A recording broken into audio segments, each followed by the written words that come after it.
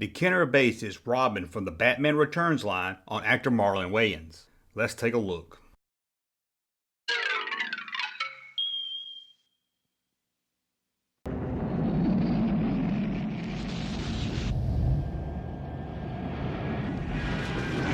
Robin was always a popular character in the Batman series, and he almost appeared in the 1989 Batman film, and rumors at the time was that Michael J. Fox or Eddie Murphy was in talks to play Robin.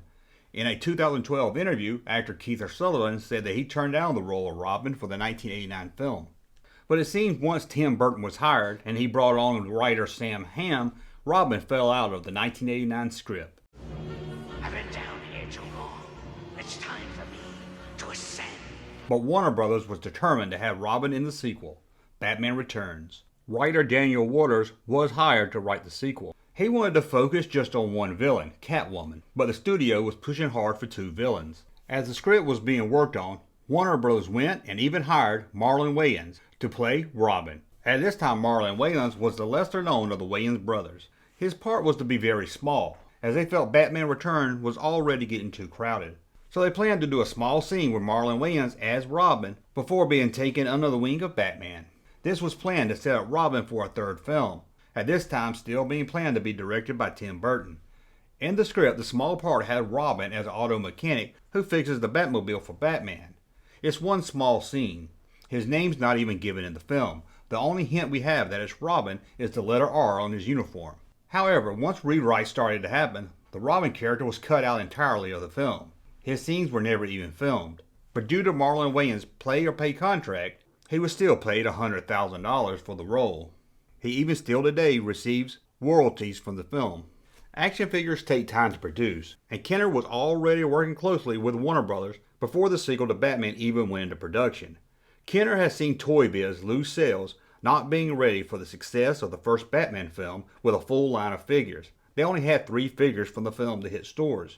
Kenner knew at this time the film would set up Robin for a third film, and they saw dollar signs as a way to bring Robin into the Batman Returns toy line. Basing the look of Robin off actor Marlon Wayans, Kenner went to work on Robin, putting him in the Robin outfit and having him ready to hit stores. They knew kids didn't care if he were in the film or not. Kids that bought Batman would buy Robin to tag along. With Robin now out of the film, Kenner wasn't about to lose money and the time they had put on the figure. It didn't matter to them. It was a Robin action figure, and that's all they cared about. Even if he wasn't in the movie, they knew they could sell the Robin action figure. So the story goes that Kenner made some adjustments to the figure. However, one thing that stayed the same was the high top fade haircut, a very common hairstyle in the early 90s in the African American community. Rather than scrap all the work they had already done and start over with Robin, Kenner kept the figure the same except painting the skin color white, as Robin had always been a white character, and without the film to help explain the different race of Robin, Kenner painted the figure white. And that's how Kenner released the action figure that was based on Marlon Wayans as Robin. Or that's at least what we've been told. Is that really what happened? Let's take a look. There's something new in Gotham City. First off, Kenner never has made a statement on this issue. Maybe in fear that there's some kind of likeness right rule that they would have to pay Wayans? But let's look at what most likely happened. Kenner was in talks with Warner Brothers about what figures to make for the upcoming Batman Returns action figure line. It does take about a year to get figures made and ready to hit stores at the same time as the film. But it was clear even before the film went into production that he wouldn't be Robin in costume. But Kenner wanted a Robin action figure for the line, and Kenner never felt they had to stick to what was seen in the movie. But does that mean Kenner based the Robin figure on Marlon Wayans, knowing that he would probably appear in the third film? At this time, kids that knew Robin, at least those that read the comics, were not reading about the Robin that their parents grew up on. The original Robin, Dick Grayson, had grown up, became his own superhero. The second Robin, Jason Todd, was killed by the Joker in 1989. The current and more popular Robin was Tim Drake. One of the most popular comic series around the same time Kenner was working on the figure was the Robin series that started in 1991.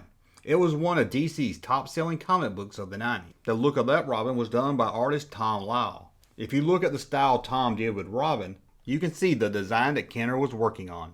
The hair on the Kenner figure was not a high-top fade. It seems they were trying to capture that spiky-looking hairstyle that Tim Drake had in the comics. You can tell from this artwork here that the figure was most likely based on this drawing. The mask is the same, the outfit is the same, the hair, even with the little bangs, are the same. Was Marlon Wayans going to play Robin in the Batman series? Yes, without a doubt. Is the Kenner Robin Hood figure based on actor Marlon Wayans? That seems very unlikely. It seems the Robin from the Batman Returns line is based on Tim Drake, who was extremely popular with kids that read the comic books and adult Batman collectors. I think when a lot of the non-diehard Batman fans saw Robin, they were confused with the new look.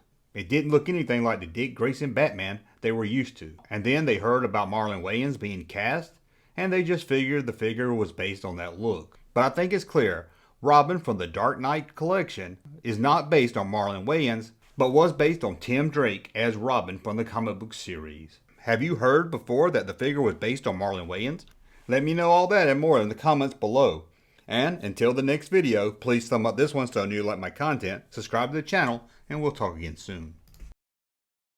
Junkman. Thank you, sir, for that unsolicited testimony.